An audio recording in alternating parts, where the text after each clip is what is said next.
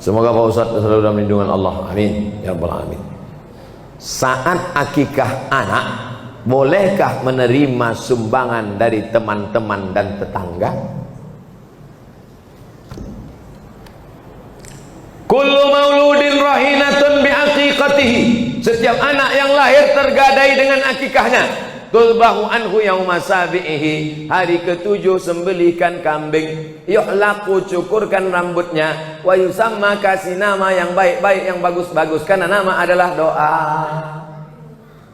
Artinya kita bersedekah syukur karena sudah punya anak. Orang susah punya anak sampai bayi tabung ke Singapura 100 juta paling murah. Itu pun tabung-tabung second 9 kilo. Ini Allah minta anak cuman 1 kambing. Berapa harga kambing sekarang? 1 juta, 2 juta. 2 juta setengah udah kambing kelas VVIP udah itu dah. Cuman seekor kambing diminta untuk anak perempuan. 2 ekor anak laki-laki 5 juta. Sudahlah murah 5 juta pun ada juga pikiran bisnis di kepala. Nah, ini kalau ku kasih 5 juta bisa balik 15 ini. La ilaha illallah Muhammadur Rasulullah. Makanya waktu anak saya lahir tak saya undang jamaah. Karena kalau saya undang jamaah nanti dia pasti bawa kado ngasih itu ini. Dia potong aja kambing, undang tetangga-tetangga dekat rumah, makan, habiskan semua, bantai, selesai. Karena kalau diundang orang marhaban itu ini, datang dia, mau kita tolak, banyak pula duit itu kan. Oleh sebab itu maka kita pahami bahwa akikah ini mengasih, bukan menarik. Jangan jadikan akikah sebagai ajang tarik-tarikan arisan. Harus kita pahami dengan baik bahwa akikah ini adalah syukur kita kepada Allah. Tak ada duit hari ke-7, hari ke-14. Tak ada duit hari ke-14, hari ke-21. Tak ada duit hari 21, tak usah tengok kalender lagi setahun, 2 tahun, 5 tahun, 10 tahun, 10 tahun. Kalau ada anak bapak yang belum akikah kemarin, sekarang umurnya udah semester berapa? Udah semester 5, umur 20 tahun. Nah, sekarang diakikahkan, tak apa-apa. Besok pagi akikah. Insya Allah masih sempat saya datang. Tapi akikah saja, jangan pula diayun pakai marhaban. Marhaba ayyanun. Anak semester 5 tu duduk. Tak syukur pula tu pakai kelapa muda. Banyak orang kita ini yang udah lalu-lalu dibuatnya ulang balik. Akikah sedekahnya aja, rambut usah cukur lagi, nama itu aja lah, jangan nama lagi. Begitu juga dengan mengazankan anak yang dulu diazankan bagus, sunnah. Nabi mengazankan cucunya Sayyidina Hasan, Sayyidina Husain. Tapi kalau anak udah besar jangan diazankan lagi. Nanti balik dari sini, nak sini sebentar. Allahu Akbar, Allah. Apanya ayah nih gitu.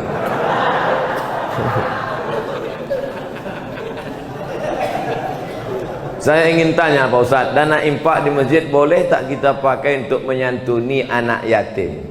Dana infak masjid diserahkan untuk santunan anak yatim. Dibuat di situ infak masjid. Orang yang memberi infak ke masjid itu niatnya adalah untuk operasional masjid. Semua yang terkait dengan masjid dialihkan kepada bukan lokasi alokasinya, maka itu temuan BPK.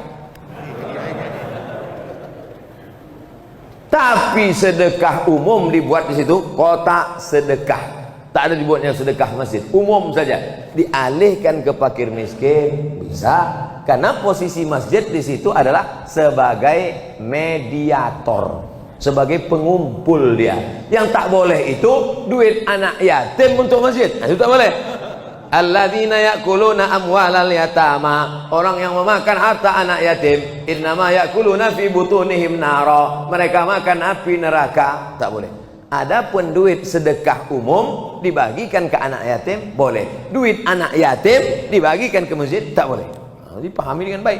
2, menyantuni fakir miskin Pak Ustaz sedekah. Makanya untuk keluar dari ikhtilaf ini, makanya kadang kalau kita sholat Jumat, kotak itu sampai 3. Kotak 1 untuk masjid, kotak 2 anak yatim, kotak 3 fakir miskin, kotak 4 MDA, kotak 5 DLL. Macam pawai ta'aruf. Pakai remote pula tuh. Kenapa banyak betul kotak? Supaya orang memasukkan duit sesuai dengan niatnya masing-masing. Ada yang mau ngasih masjid, kasih masjid. Ada yang ngasih anak yatim, kasih anak yatim. Ada yang ngasih MDA, kasih MDA. Pengurus takut salah alokasi dana, nanti dituntut orang di akhirat.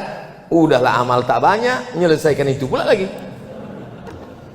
Dalam keluarga ada anak laki-laki yang tak meyakini tahlilan 40 hari, 100 hari dan sebagainya pada orang tua yang sudah mati meninggal dunia, karena acara tersebut pada ajaran Hindu, kata anak tersebut. Pada saat ada acara itu, anak laki-laki itu selalu pergi. Mau hujan, pergi dia cari kegiatan lain, ditinggalkannya maknya di rumah, sehingga membuat maknya menangis sedih.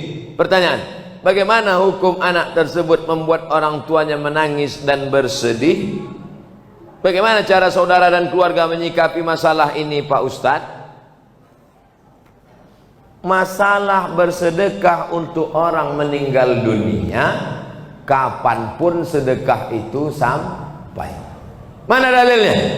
Saat sayang betul dengan emaknya, ditanyanya Nabi, ya Rasulullah, ya ummi matat, emakku mati, apa atasaddaqu anha, kalau aku bersedekah sampai tak pahalanya untuk almarhumah emakku? Kata Nabi, sedekahlah engkau, pahalanya sampai. Itulah dalil bahwa sedekah sampai untuk orang mati.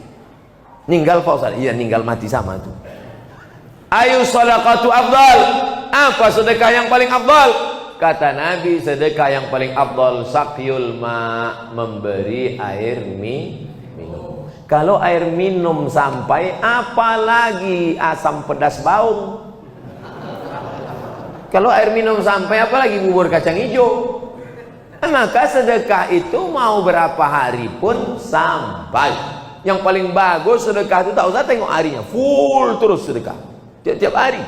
Kalau perlu tiap malam, tiap pagi undang anak yatim, kasih makan. Assalamualaikum Pak Panti Asuhan, ya saya sedih betul mak saya meninggal, saya mau bersedekah sini. Berapa hari? Selama setahun saya sedekah sini. Semuanya Pak? Enggak, 2 orang aja. Berapa anak yatim di sini? Ada anak yatim Pak. 1 bulannya berapa biaya dia?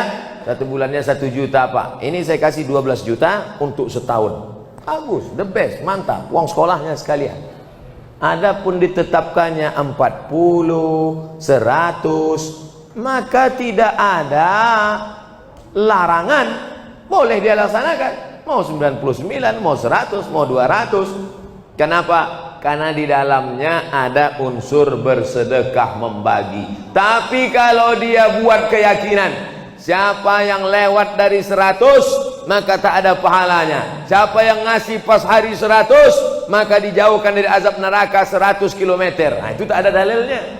Tapi kalau dia tak ada berdalil, hanya membuat berbagi begitu saja, oleh sebab itu maka ini masalahnya umum. Kalau mau bersedekah, bersedekah, berbagi, baca tahlil, baca zikir, baca yasin. Isi tahlil itu apa? 5. Isi tahlil itu 5. Yang pertama doa, Allahumma firlahu warhamhu wa'afihi wa'fu anhu. Doa sampai. Mana dalil bahwa doa itu sampai? Kalau lewat di kuburan, mulut jangan diam saja. Lewat di kubur baca doa. Apa doa lewat kubur? Assalamualaikum ya alad diyar minal mu'minin wa inna insyaallah bikum lahiqun yarhimullahul mustaqdimin wal mustakhirin as'alullah wa lakumul afiyah. Itu dalil bahwa doa sampai. Yang kedua, kasih makanan. Mana dalil kasih makanan sampai? Sedekah saat air, kata Nabi, sampai. Yang ketiga, berkirim tahlil. Apa itu tahlil? La ilaha illallah, la ilaha illallah, la ilaha illallah. Ya Allah, sampaikanlah tahlil kami kepada almarhum fulan sampai. Mana dalilnya? Pelepah korma dicucukkan ke makam. Kata Nabi, pelepah korma waktu basah bertasbih, tasbihnya sampai pada orang mati. Kalau tasbih pelepah korma saja sampai, apalagi tahmid, tahtim, tahlil orang yang beriman. 4, membacakan Al-Quran. Yang paling afdal kata Imam Nawawi, wa in khatimul Qur'ana fahuwa hasanun. Sebagus-bagusnya hatamkan sehatam Quran. Bagus. Tak sanggup sehatam Quran, pilih hatinya Al-Quran. Apa hatinya Quran? Yasin wal Qur'anil Hakim innaka laminal mursalin. Bacanya pelan-pelan. Ini banyak orang yasinan ujung-ujungnya aja. Tujaon bayakun. Yang kelima adalah inti tahlil itu ada nasihat setawar sedingin melapangkan keluarga yang terkena musibah. Wahai keluarga yang kena musibah, bersabarlah, innalillahi wa inna ilaihi raji'un. 5 poin itu semuanya kebaikan, kebaikan, kebaikan.